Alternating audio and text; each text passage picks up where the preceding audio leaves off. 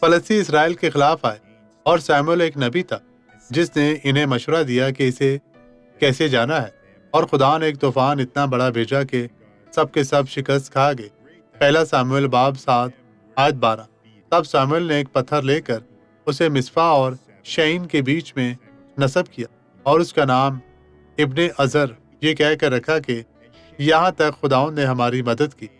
میں آپ کو بتانا چاہتا ہوں میرے عزیزو، اگر خدا نے مدد کی تو کیا وہ رک جائے گا؟ نہیں، وہ نہیں کرے گا، وہ مدد کرتا رہے گا۔ لیکن یہ ہم پر انحصار کرتا ہے۔ اگر ہم واپس آ جائیں، اس کی مرضی پر یقین کرنا چھوڑ دیں، تو وہ کیسے برکت دے گا؟ یسوع نے کہا، جو لوگ مجھ سے پیار کرتے ہیں وہ میرے باپ کے ذریعے پیارے ہوں گے۔ جو اس کے حکموں کو مانتے ہیں میں بھی اس سے محبت کروں گا اور اپنے آپ کو ظاہر کروں گا۔ آپ کو اور کیا چاہیے؟ خداوند یسوع ناصری آپ کو بڑی برکت دے۔